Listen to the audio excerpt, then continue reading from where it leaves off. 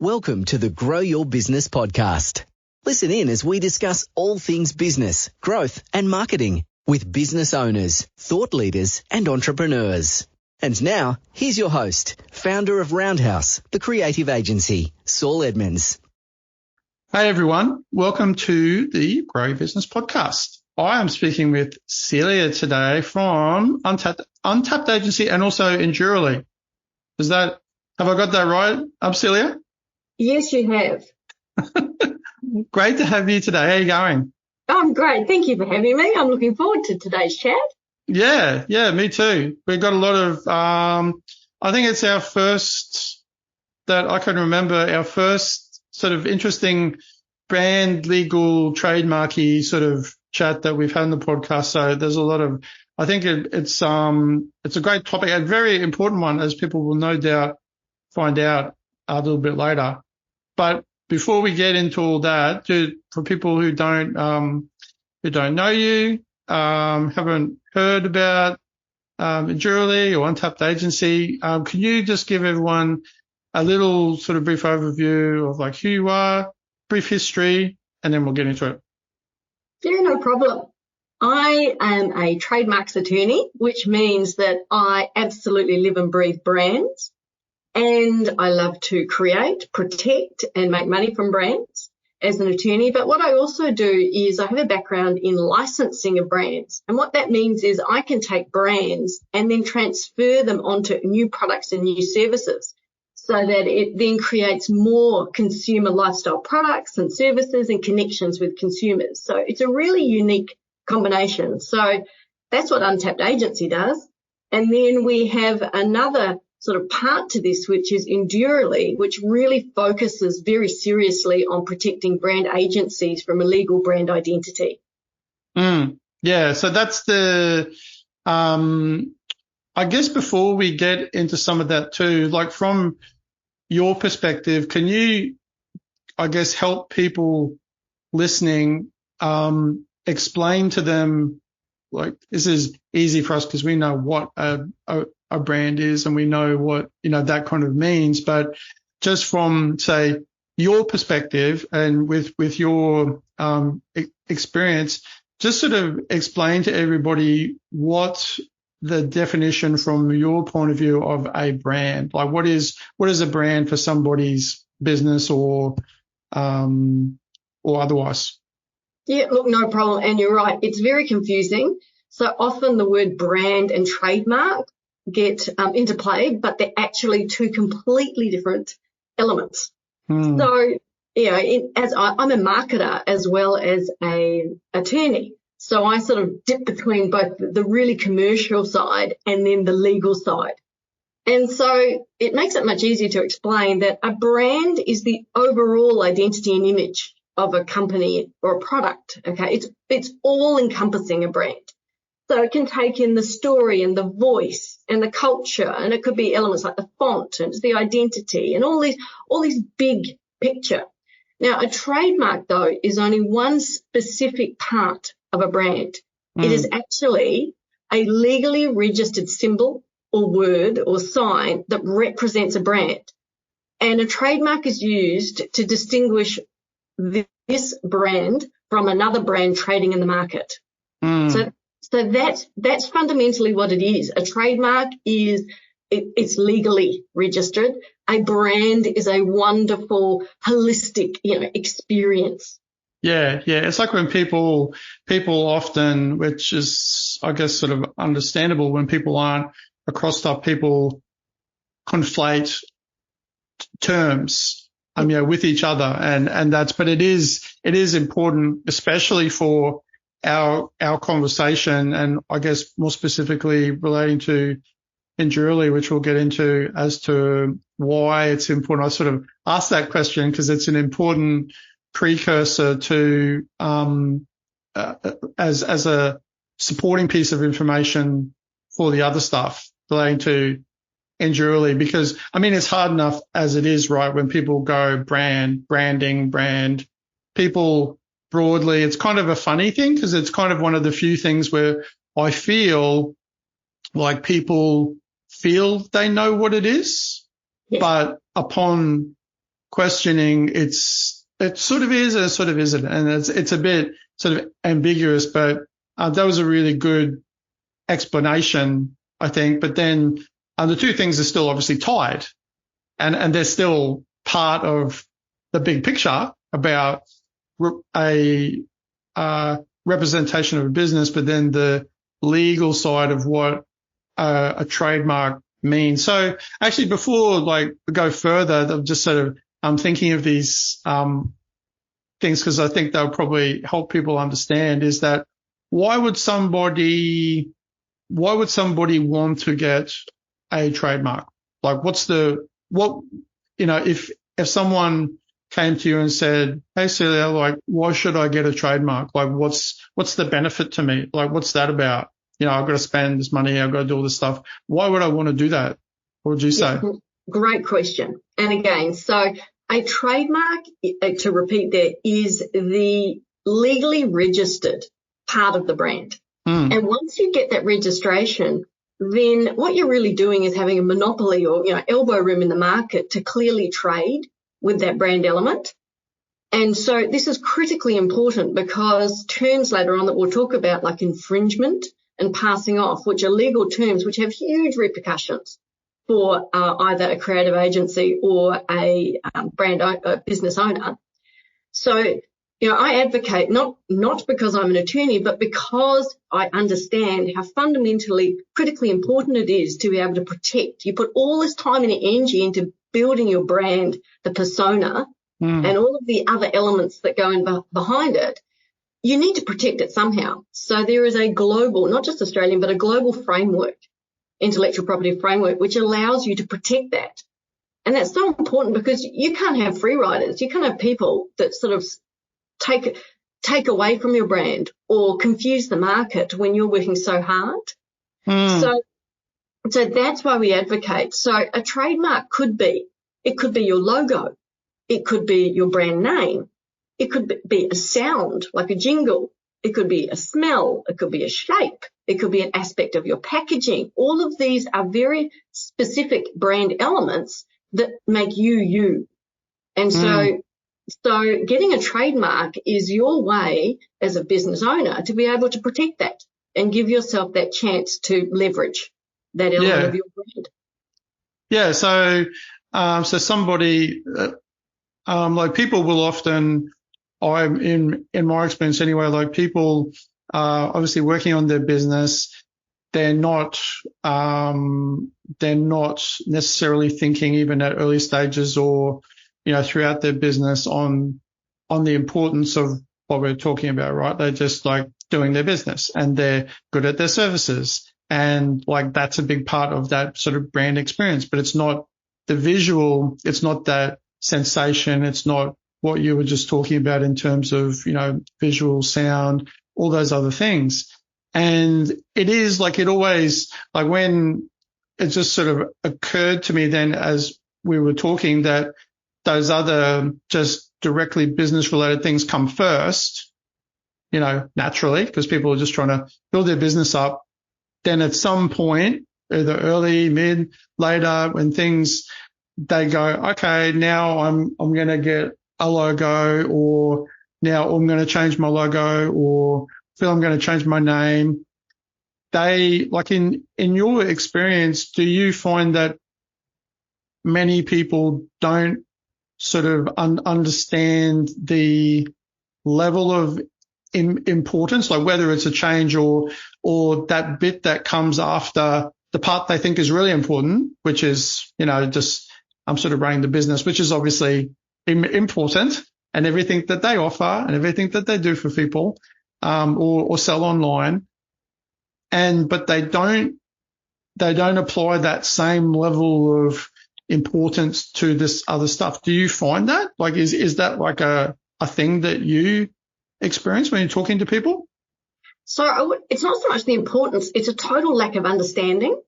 And so there's two sides to this coin. So the first side is I'm an entrepreneurial business owner and I come up with a pretty cool name. It's kind of someone's got something similar, but I've managed to get a domain name that's slightly different spelling, added a the or something to it, to make it a bit different.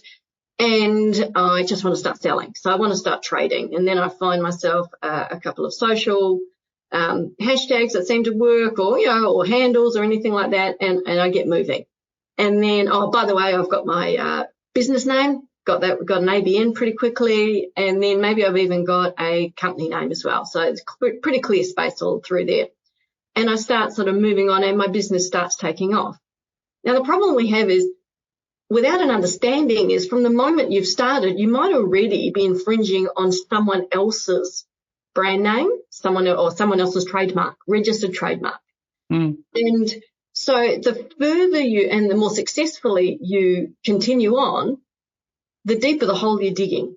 The harder it is then, once it's brought to your attention, to be able to make the fundamental changes that may be necessary so that you're not actually infringing. And infringing means you'll actually have a name or a trading with something deceptively similar to a registered trademark. Someone else already has that identity and is already using it in that space. And you may or may not be aware, but this is critically important. So what really it comes down to is a lack of education. And so what most business owners don't understand is just because you've got a domain name or a business name or a company name doesn't mean you actually own them.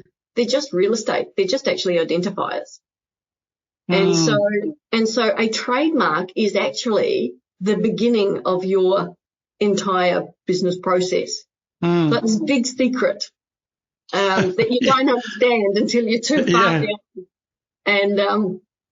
And because if you're trading with a domain name, you could pick up a domain name, you could actually be infringing on a registered trademark. Same as creating your company or business name. They're just government identifiers, but you could be infringing on a registered trademark.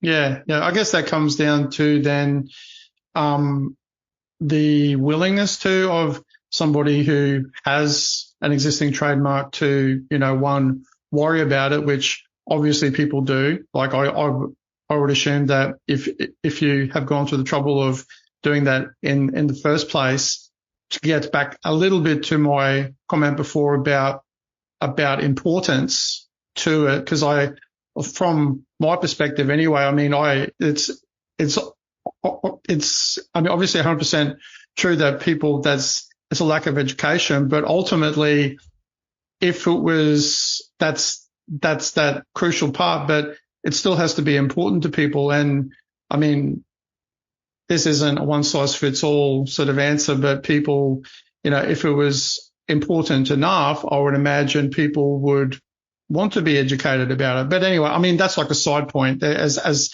to the whys and wherefores. But say somebody is, what happens in a scenario like is there any level of infringement if two people have the intention or are going through a trademark process, but it's not trademarked, and then somebody, is it the person who comes first scenario who gets things trademarked first, who then has some right of way, so to speak?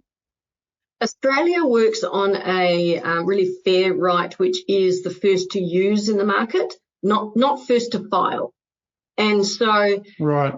Yeah, so it does become a bit complicated, truly, because then you're talking about prior use, reputation, all these sorts of things. So fundamentally, what is really important, what I'm trying to achieve with Endurely, is to help everyone, be it a brand owner or a business owner or a creative developer, someone who's engaged to help create brand identities, is to take one more step in that branding process, and that is to include the legal step of just checking that brand identity idea against registered trademarks before you go to market.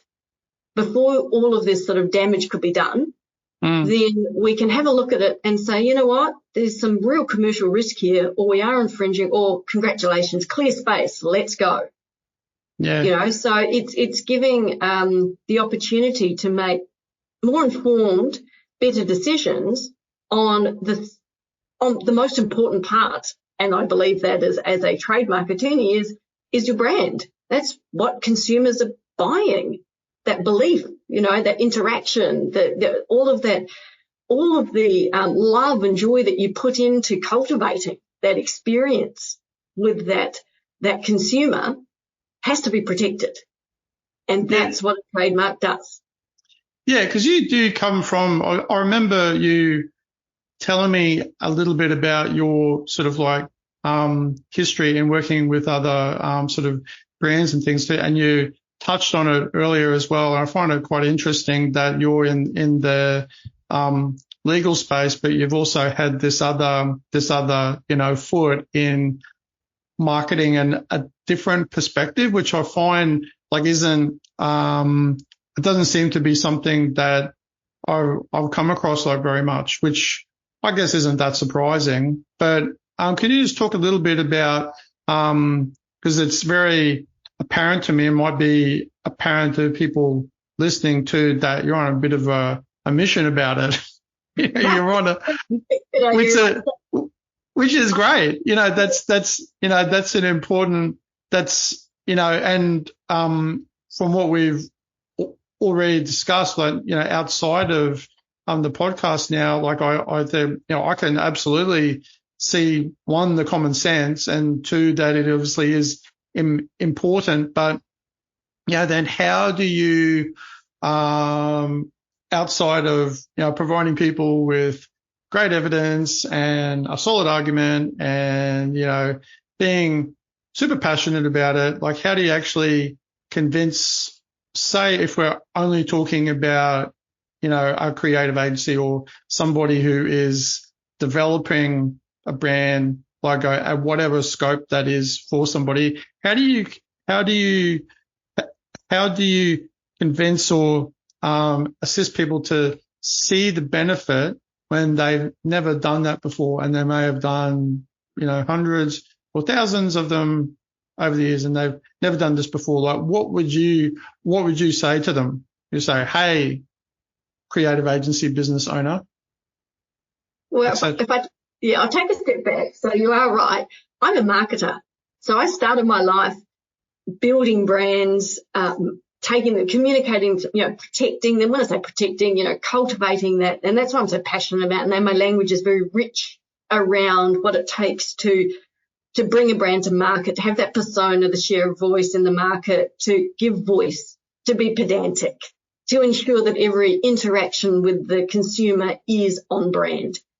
And once you move through the ranks of marketing and you get to the top end, it becomes, your job is less about the strategy and the communication and all about the intellectual property. How will my brand, and at this stage is my trademark, how will it be used? Is it protected? Is my brand, when it works in collaboration with that brand, how does that work together? So it's about sharing of this intellectual property or trademark. Okay, so that's where my passion sort of ended up, is negotiating. And then when you're taking the elements of these trademarks and brands and on the licensing side of marketing, where we're sharing that brand across different products and services. And as an example, I was Disney. And so when we think Disney, so the movie I was around with Lightning McQueen and Cars. And so when the movie comes out, my role was to take the brand assets, which are all of the copyright images and the names and all this, and then negotiate the deals and take those brands and put them onto consumer products and services. So that was your Manchester, your toys, your lunch boxes, you name it, and spinning it out there. So to be able to achieve that, you must have registered trademarks. You must have your intellectual property and your brands protected so that you can then legally share that with another party. So with all of this, so that's how I ended up transcending, because I absolutely was passionate about brands and protection and all these sorts of things, to moving into the legal field as an attorney. And so when I'm talking to creative agencies or brand developers or strategists, it's very easy to be able to communicate, to say, if you are developing something, you have to ensure it's got usefulness in the market. What's the point of putting all this time and energy into a brand identity element when it's honestly worthless, because somebody else in the market already has something so similar that you're actually starting to get into some legal issues. So that's where the passion's coming from. It's just saying, look, guys, I totally get the brand identity steps and processes. You know, I've done it myself. I'm now just saying I want you to add one more step into that. Before you go to market, I want you to get clearance and make sure that you understand the commercial risk that might be associated with that identity you've developed. So that if you need to, you can then say, back to the drawing board. We can't run with that because there's something too similar in the market. We could be in trouble. And that doesn't happen. So what we end up happening is a whole lot of beautiful creativity coming out without this understanding of these checks and balances on trademarks. And business owners, brand owners and agencies are then doing big campaigns, launching across all the, multimedia. And then, downwind from that, there's big issues because the registered trademark owner suddenly stands up and says, excuse me, you cannot be using your brand identity. It's too similar to mine. And then lots of legal letters and, and then all of a sudden there's a real concern that you actually have to cease and stop using that brand identity and start again. So if that was going to be the case, and it's becoming way more prevalent because there are 75,000 trademark applications a year with IP Australia. There's nearly 1 million registered, pending and refused trademarks sitting on our IP Australia database. So if you're developing these and you're a business owner and you're spending time and money, you need to just take one more step, slow it down to make sure that you're getting that chance to get your share of voice in the market. So in Australia then too, because I know it's a little bit different in the United States, and this is where these sorts of things, people conflate things that they see on the internet with other things that aren't necessarily specific to Australia. But in Australia, when somebody sees a TM near, this is like something that I'm sure, most people don't fully understand. So I think it's sort of helpful, a little bit of like extra information to feed people, is that who can put, say you create a logo and you have the intention of getting a registered trademark, but who can put a TM as opposed to a R with the circle around it, a registered trademark symbol? Who can put a TM on their logo? Well, good question. So I'm going to take it again, one step back. So to behave as a trademark, okay, so if you make a logo is attached to your product or service, okay, and it's specific. So if you're in fashion, your logo is going to be attached to your fashion product, okay? So what we do then is we apply with IP Australia so that we can then have your logo, and then we list all of the apparel, and maybe you're going to some footwear as well and a few things like that. And so that is what your logo is going to be attached to. That is behaving as a trademark, meaning it's what we call a badge of origin. Your logo is the origin, and then your products are the apparel in the market. So I'm looking for that apparel, but now I'm looking for that brand specifically. I like that brand. I believe in that brand. It resonates with me. So when you start the process to apply for a trademark and your brand is behaving like a trademark, it's attached to, that's when we can use the TM. Okay. Once you are successfully registered, your trademark passes through the process of examination, opposition, and then you may use the R. You are registered. That is your trademark, which you can then defend in the market. Your job then is to ensure that all these other brands that come in that are very similar or deceptively similar and confused, your job is to then let them know that you're already in the market. Yeah. They're infringing. They need to stop using that brand element. So who gets to say, with the TM, is it just your perception of your acting as a trademark allows you to put the TM? Like, is it just your perception of that allows you to do it, or is there some other metric or metrics that people should be applying to that to help them, like, Once you start the process to apply for a trademark, it can take 9 to 12 months.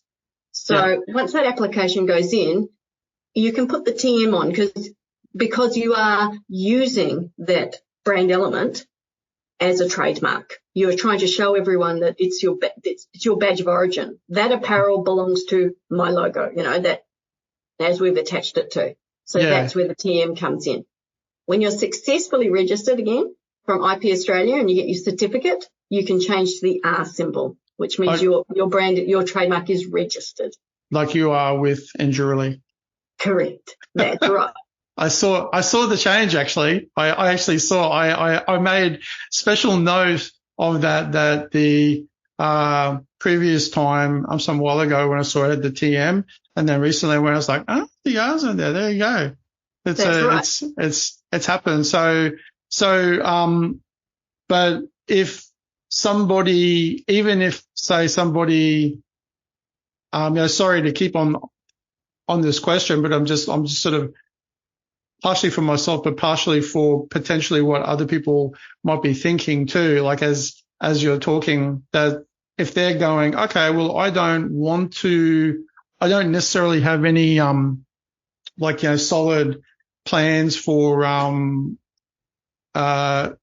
going through the registered trademark process now because I don't have the money, don't feel like it, whatever, but I do find it still important to still to have trademark on there to do that because I know I want to do it at some point in the future.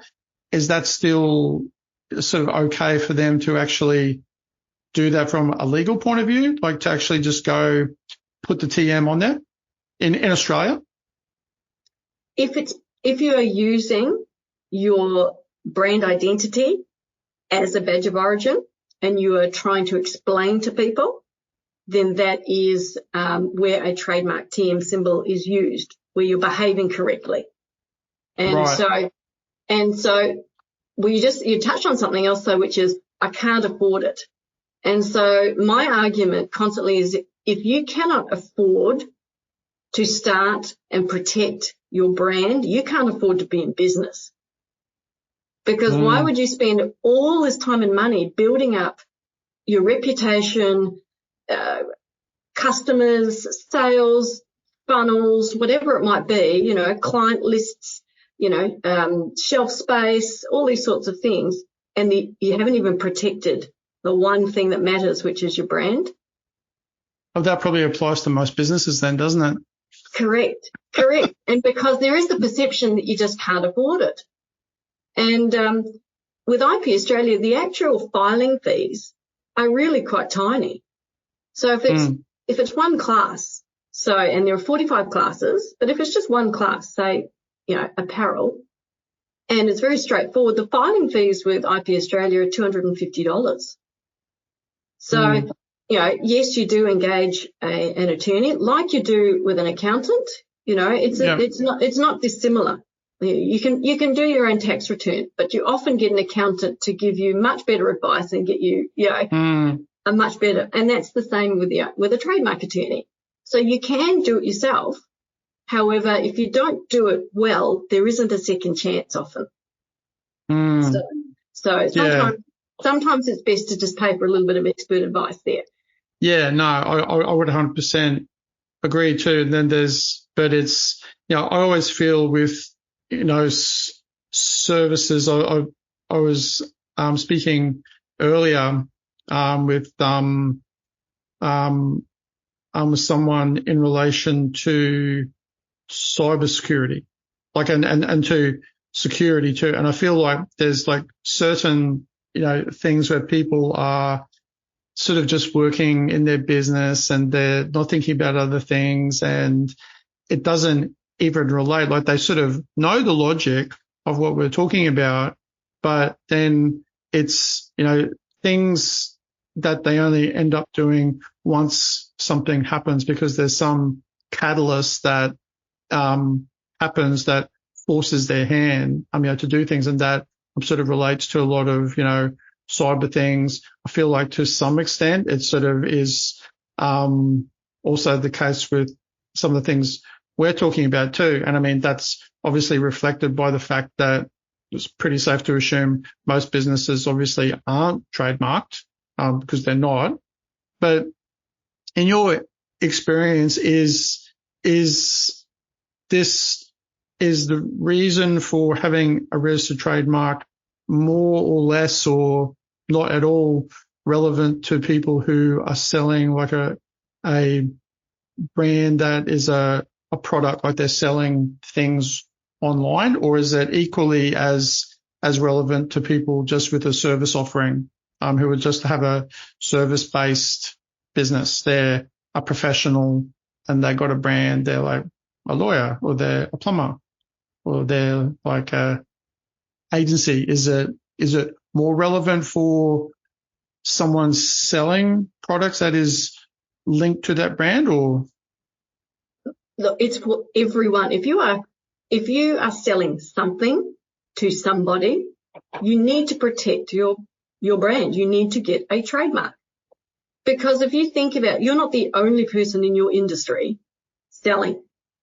So if the consumer has a choice, which they do, then you put all this time and energy in marketing your brand to attract a certain type of consumer. It might be because you've also put other attributes like your quality. So you might be premium, or maybe you're down bargain, mass market, bargain. All these elements and all of these attributes fall in behind this brand that we talked about. The trademark is that protected. What it does is it gives you the legal protection. It prevents others from using your trademark in the same marketplace. It helps distinguish your goods or your services in your industry from everybody else's. It grants you an exclusive right to exploit your own brand, to keep other people away. You can stop the copycat infringers who are coming in and then trying to steal your clients or or confuse the consumers so that when they are browsing or looking for stuff, they're heading off in somebody else's direction instead of yours. You can control the use of, how it's used. You could then spin it out and exploit it through licensing. So all of these things are so critical to the benefit of having a trademark. And if it wasn't beneficial, then we might as well all just not worry about branding. We might as well not worry about calling ourselves anything, because all of this time and energy goes into this brand. I keep talking about this interact. What we're talking about is what is the brand and how does it interact with the customer and the consumer and attract and make it authentic and all of the other attributes. And so that's why it's critical to consider why we need trademarks, and also if you have a trademark, why you've got to defend it and ensure that you continue to have that elbow room, within your industry. Is part, I guess, of Endurely that to also to sort of help spread this particular message and like all the different things we've been talking about via the actual avenue of the agency that is doing the work. I mean, that sounds really obvious, but I would imagine like a lot of people when they're thinking about like doing a trademark, they don't necessarily like that would be in their mind anyway, a separate thing to the work they're doing with their agency, which I know it doesn't make a lot of sense, but I'm just like trying to put myself into the mindset of like other people. So is the whole,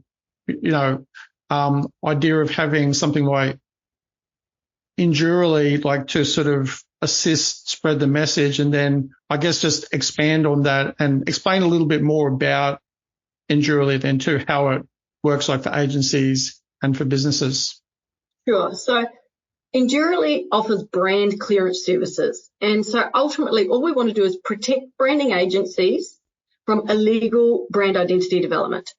So whatever the processes and steps, however many you take at this current time to develop a brand identity, be it a logo or a slogan or a, packaging or whatever it might be, you now infuse one more step, which is you then come to Endurely and we offer a trademark clearance search against that idea, that brand idea, so that we can feed it back to you before you go too far.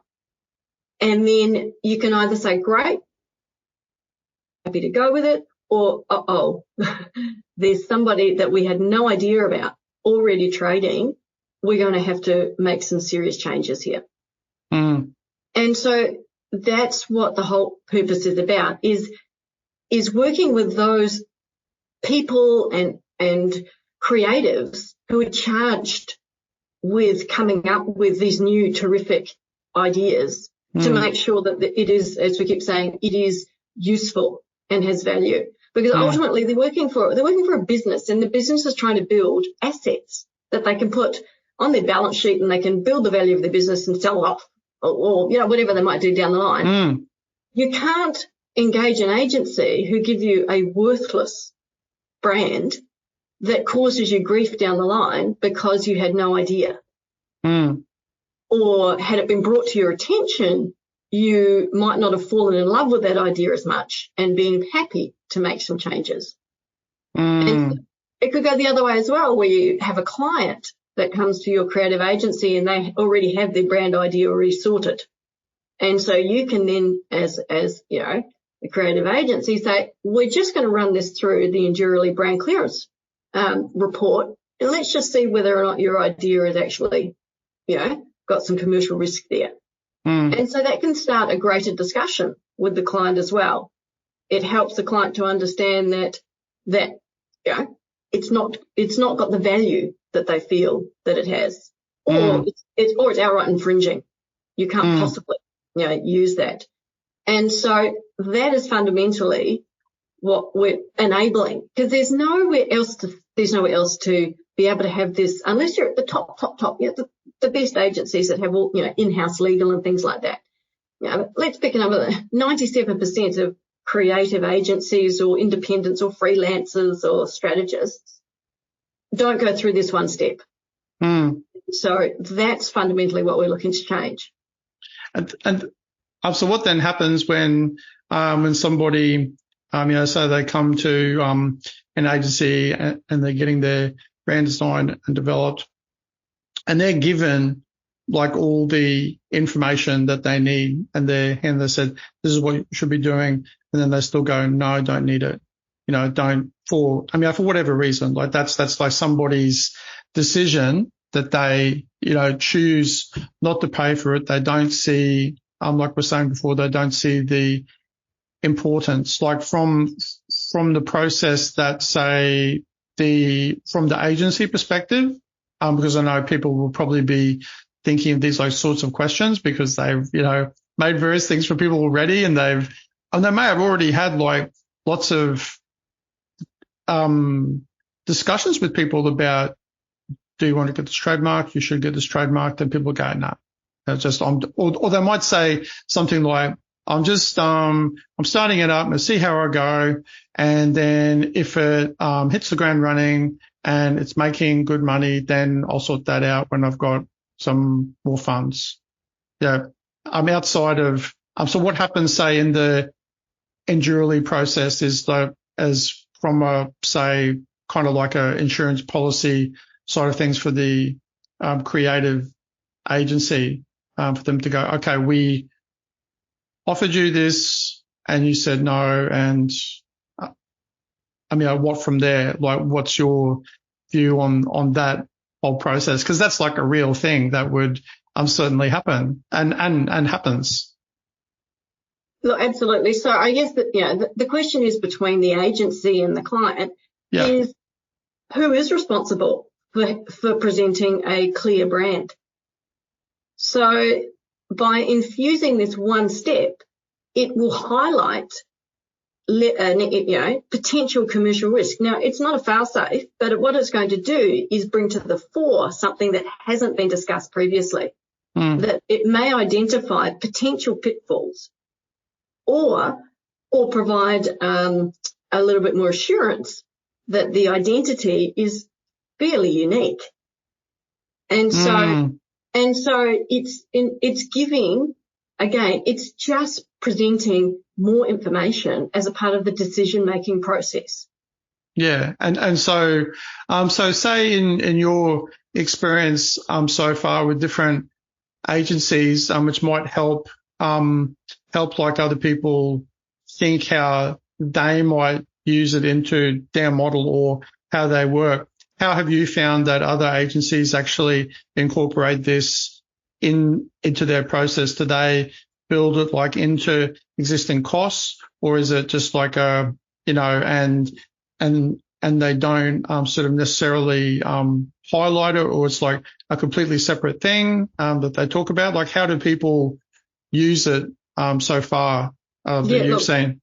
Great question. So the agencies can make the decision, and so the way that the report is purchased is it's all transactional online. Now, some agencies have built this into their entire, budget with the client, and they let them know that this report will be run.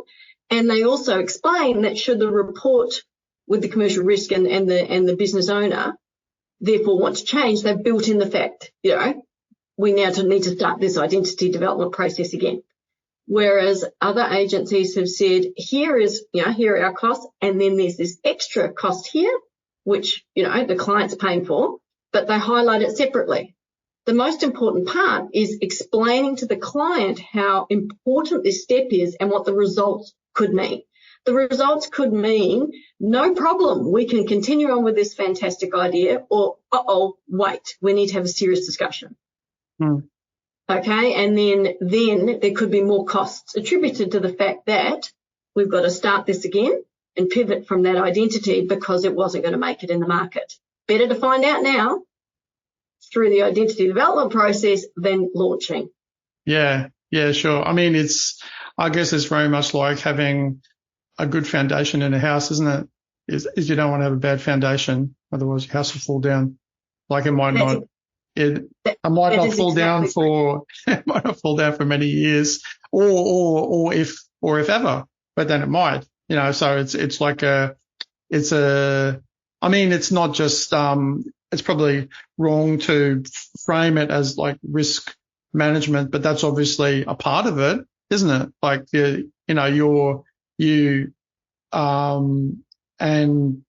and for me anyway, like in my mind, it still always gets back to how important is it to you? Like that's. Look, it is. But there's also other things as well. We obviously have some laws about domain name ownership, and now in Australia, your domain name is attached to your trademark.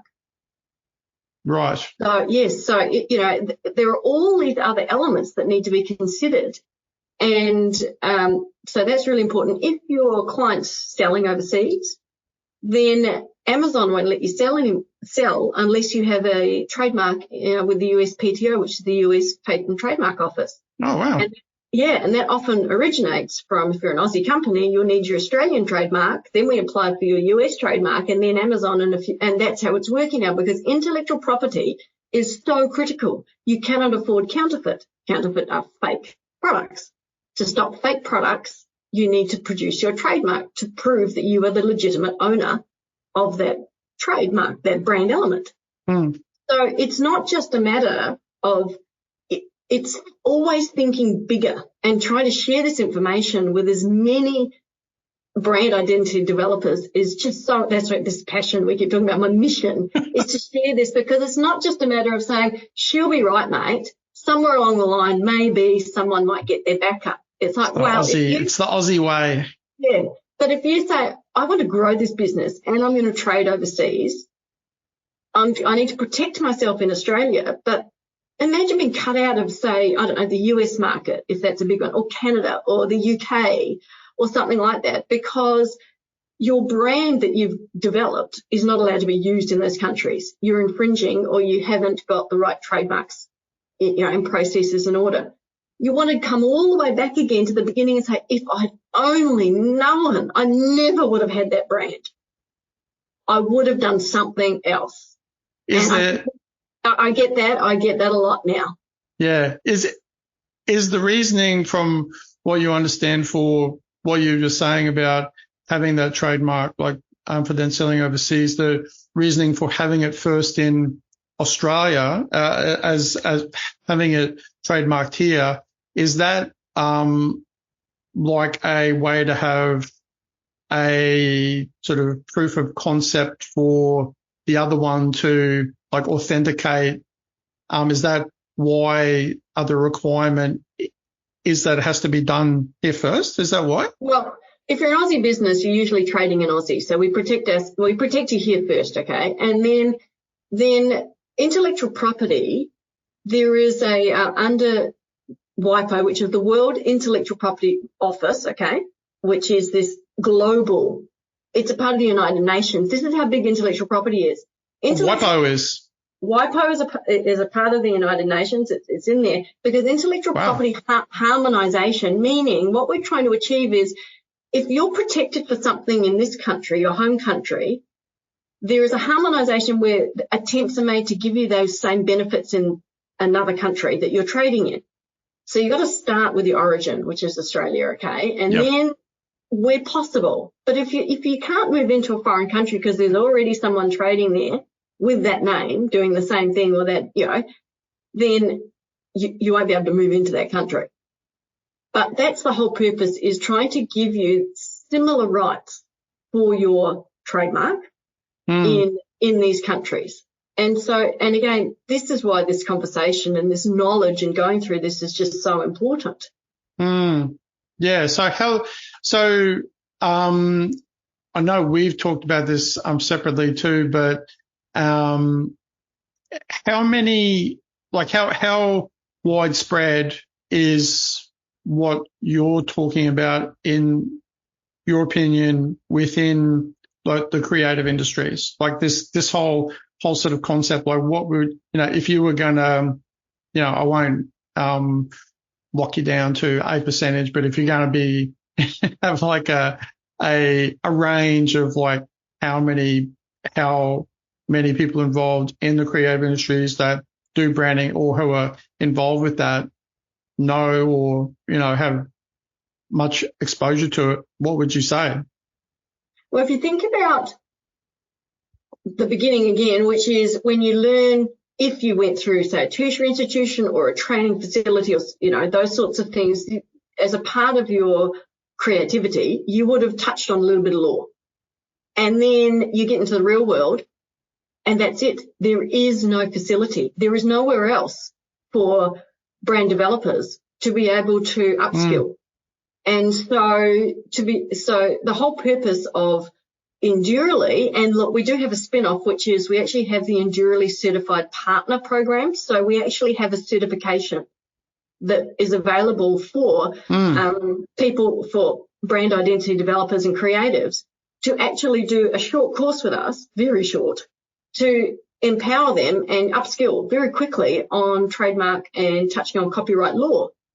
And so an Endurely Certified Partner status is showing that you are taking the necessary steps to consider all of this, to bring it to the brand owner's attention, to infuse this in the branding process. Because, if we're trying to give the best service that we can to our clients and to business owners, we have to take law into consideration. And so how many people in the market? Well, the fact that there's nowhere else to be able to study this, to be able to give your clients some level of, I don't know, maybe a little bit more understanding that you're taking this process. Well, this is it. This is what is so exciting about Endurely Services and the Certified Partner Program. So what about the percentage? Couldn't be. There is. I notice you're avoiding my question, Celia. Yeah, because there is no percentage because Yeah, no, I'm can't just kidding. study it anywhere else unless you're highly motivated and you yourself decided to find some short courses on copyright or trademarks. And look, Yeah. they're made for attorneys and lawyers.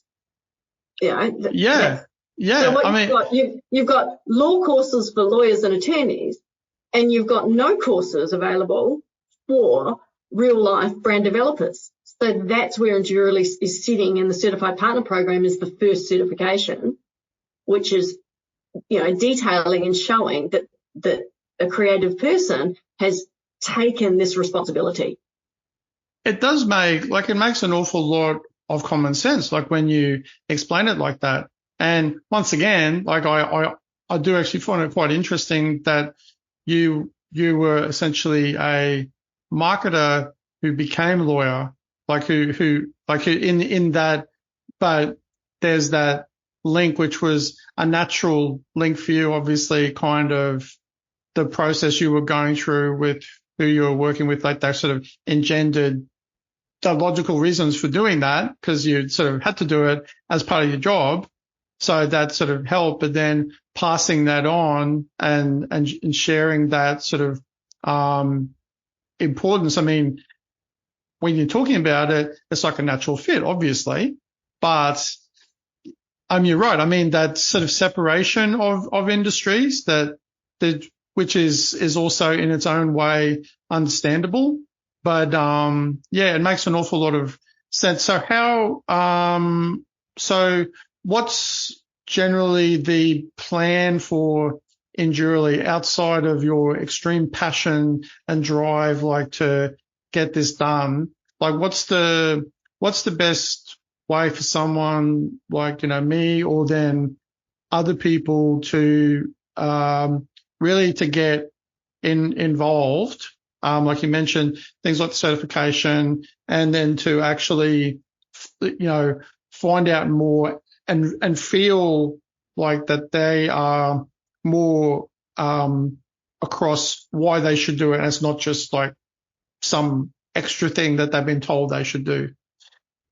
Look, fantastic. So firstly, you're trying to give the best client services you possibly can. Yeah. Very important as someone who develops brand identities.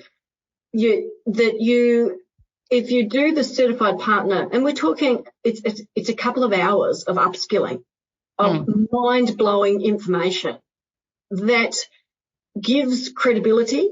It gives you insights into developing even more brand assets that you'd never considered that could be available for trademarking, that you can then sell these ideas and concepts to your to your clients and explain to them that that this is really, really, above and beyond. That's what the certification process is all about. It's about knowledge, and it's about premier customer service in terms of making brand assets. And then you can then easily explain to your client that you're infusing a legal step into the brand process because you want to just get that clearance done on that idea. And if the idea seems to have some risk that the business owner or the brand owner is not comfortable with, the brand owner can make that informed decision to start the process again. And that's really critical. And that helps a brand identity developer to not have an awkward conversation. They can, it's much easier to say, well, here's what the report says. How do you feel about it? Yeah. And, the brand owner or business owner might say, I'm actually quite uncomfortable with that. I'd like to start again. Thanks. No problem. Let's circle back to the beginning. And as you said, and ultimately this comes down to who is responsible. Is it the creative who made that brand, that element? Are they responsible for ensuring that it's useful and has value and non-infringing? Or is it the brand owner who just blindly said, looks great, thanks very much, and took it to market because it's the brand owner that will get the infringement notice? Yeah, that's right. Because there's a lot, like in my, sort of years of experience too, like there's a lot of reasons why, people come up with a certain logo or brand, but a lot of it, especially for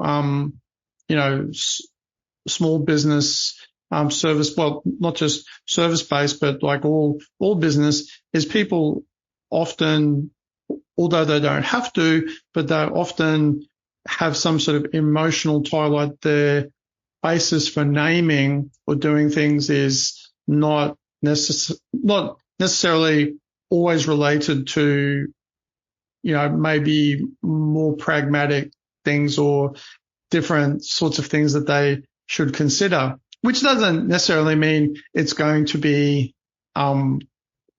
infringe, but then is that something throughout the years when you've been working with people that you've found to, like, the reasons, just getting back to reasons why people, even outside of the actual trademarking process, but the reasons why they think of something in the first place, before they go and do research, or if they do no research, which is probably most people, is they just go, it's like a combination of their dog's name and their child's middle name. And look, that is absolutely true. It is so emotional. And this idea and ideology and this concept, and it's wonderful and it's beautiful. And then we do a brand clearance report and it comes back that it's actually not unique.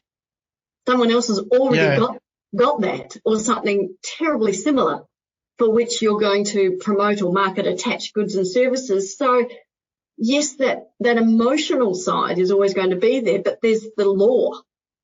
There's the, can we use it or can we not use it? And often that is going to be the deciding factor about taking the emotion out of that and saying, okay, I can let it go now. I'll start with a new idea. Help me, creative person, creative agent, consultant, strategist, help me find something that I can use. I can park this now. My heart is not broken. My heart is not broken because I realize that if I continue on with this, I'm going to be in trouble. So does say either Endurely or Untapped Agency offer say for agencies and or brand owners advice, say then on the process of actually doing the correct amount of research in the first instance or in the second round? Because I know people would probably be thinking, because it popped into my head and probably other people's heads too, is they're going, okay, so I'm cool with the fact that I get this brand clearance report and the agency has done this work and then I've had to pay them for that. And now I have to do it again. And so they come back to the agency, well, surely that wouldn't have happened if you did your research correctly, whatever that is, or, or to, so there's, I'm just trying to sort of mitigate, things that will, likely crop up in that sort of process. So whilst you no doubt can't, cover everything and know everything, does Endurely or Untapped Agency sort of assist with ways to do the correct things you need to tick in the first instance or the second instance? Good question. Look, there is an expectation that the creative agency has done the basics, and the basics means just looking across socials, looking across, so all the unregistered stuff. You would have a basic expectation that all of this has been done so that as you move to whatever the other steps in that creative process, you've already sussed out who the competitors are, what you need to avoid, who's doing what in the market space, who's got the market share, all those sorts of things, because that will inevitably help you evolve into whatever this brand identity is that you are now, moving towards. So I'm, when we're talking Endurely and our services, it's at the pointy end where you've done all of this and now you just make sure that you're now comparing against registered trademarks in Australia. So that's Endurely. On the Untapped Agency side, that's our global side. And so that is a much bigger program for those clients who have big ideas. They've got their, they're an Aussie business, but they've already targeted 5, 6, 7, or even 2 or 20 markets overseas. And this identity has to be able to transfer and translate into these other markets. So we help on a much bigger picture on that side. Got it. Right. The Endurely side is a part of it's Australian centric, for those types of businesses. And like I said, there is an assumption. It tells you there in black and white, you've done all of this other stuff. Yeah. We are now looking at infringement and trademarks. Yeah. Yeah, sure. And I mean, that's all for people who, but say like somebody who, like they've done everything that they have done in the past. Is there any like extra, I guess what I was sort of trying to get at is there any extra, maybe not secret sauce, because that's a silly way to say it, but like any additional information or things like pro tips, if you were going to say that through some other education, I mean, even if it's not necessarily via Endurely, that then people can do to upskill themselves, like to make that process even better. I mean, so they've done all these things, all the things you were talking about. They've done,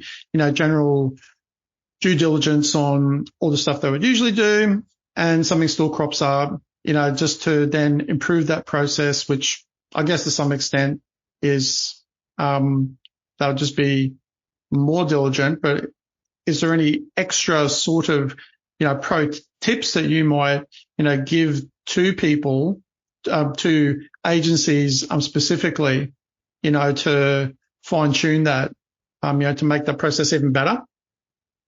Well, there's a bit of a misnomer about a domain name. So a domain name is just a lease. You're just leasing that year upon year, or you paid for 5 years. And just because you get a slightly different variation, so like I said, you put the in front of it, or an S on the end, or a Z, or, or something like that. Yep. A lot of people go straight for the domain or the social handles as a decider for the brand. Yes. Yeah, okay. It's like, oh, look at this. We can grab this and, and again, this is the best explanation I can give everyone. As a marketer, you want the name to help sell. The more descriptive it is, the easier it is to market. Trademark law is the complete opposite. The more unique it is, the more chance you have of having clear space. And if it's descriptive, you actually won't get a trademark. You can't have a descriptive brand, because other people in the course of trade should be allowed to use the name, the term, those sorts of common words. That's it. And so often the marketers infuse common words and, generic and industry related words into the brand. Yeah, for search. Because that's helpful for search and Absolutely. So again, the two clash. The biggest clashes you will find are descriptive marketing brands, which are fantastic for SEO and fantastic for all these sorts of things, which absolutely flouts trademark law, and you will be very hard pressed to be able to get that successfully registered in Australia. Those two things are quite at odds, really, aren't they? They are, that is the fundamental. That's a good pro tip. That's a good one. Yeah, that's a good one, because that's a pretty big consideration, because you're absolutely right. People they like bring into the same conversation. As you were saying, I had like flashback to X amount of things where people they might not be really across what their brand wants to be, but they're very across what they wanted to come up in terms of search. And so then that becomes like the brand name. Yes, it is. And that's great, but you won't get a trademark. And then if you haven't got a trademark, you can't defend something that's descriptive and generic. So if you are location physiotherapy, you know. Let's just think, Turtle Rock, Village, Turtle Rock physiotherapy. You can't get upset when someone then also has a domain name and calls themselves Turtle Rock Physiotherapy Clinic, because you've got a very descriptive brand. It's working for SEO until this other one comes up, and all of a sudden everyone's searching splits and half your database disappears, and they're making appointments at the wrong place and left, right, and centre and things like that. If you'd come up with a completely unique physiotherapy brand name, although it is much harder to market in the first instance, it will become distinctive, it will become memorable, and therefore you're actually building an asset. There's that bigger picture, isn't it? There's the I guess seeing into the future of what it could be is perhaps a more difficult proposition for most people than what they need just now, or what they think they need just now, because they're starting out in business and they know like this, because everybody tells them, and it's true, that they need to show up for this or that, and that's people's focus, and their focus isn't on the unique name. That's a secondary factor, I would say, for most people. Yeah, look, that's correct. And it is the hardest thing you can do is come up with a completely unique, arbitrary, non-related brand name. And if we think of Google, Nike, McDonald's, these aren't descriptive. They have nothing to do with the goods or services, but over time they inherently become their own brand identity that they can capture the market and defend. The simplest thing, and if you think, look, if we just go with Premier Cleaning Services, very easy for SEO, but if someone comes up with the Premier Cleaning or Premier Cleaning Services Gold Coast or something, you are massively competing. Yeah, but I think, you have to defend that brand. Yeah, I think actually, but even from the perspective actually that now that we're talking about it, I think even from the perspective of SEO, I don't think it's actually better anyway, because like the fact is too, even in relation to SEO, just because, it's another kind of like myth, is it's a very small contributing factor. And it's a relatively small one, like from search, that if you just have, your business name happens to be that means almost nothing in terms of actually ranking well, because it's a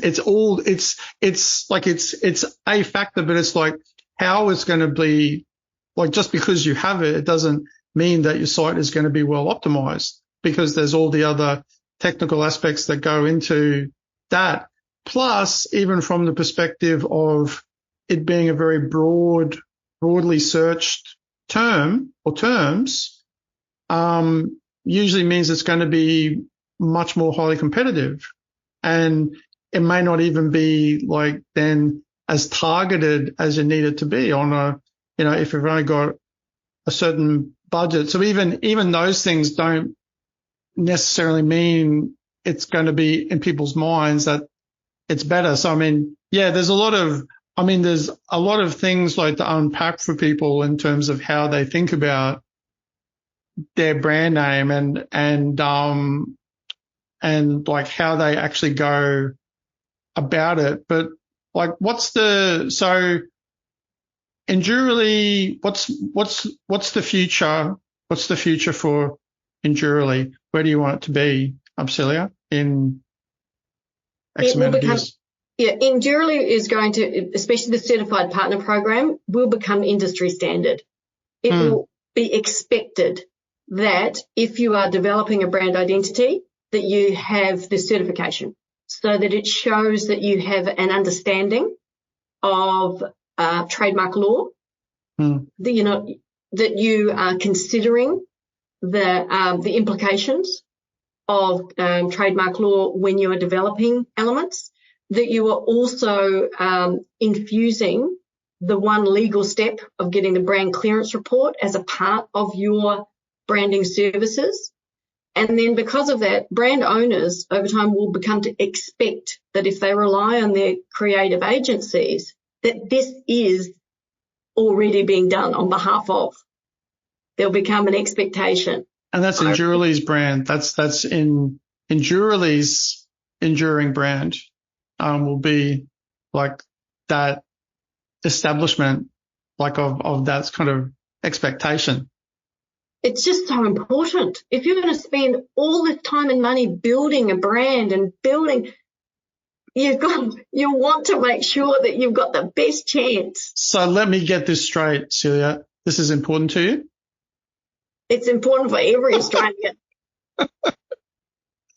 No, I think it's great. Like it's great. And I always find it really interesting when, things that when you're explaining it and when we end up having these types of conversations, you're going, that makes just so much sense. And it's kind of surprising that it's not standard now, but the reasons why, like we've touched on some of them, but like as we're, I guess, sort of getting on the tail end of the podcast too, have you got is there any point or points in particular that you'd like to highlight that we haven't touched on? We've touched on quite a few things, but is there anything else in particular that you'd like to really spell out to people? Yeah.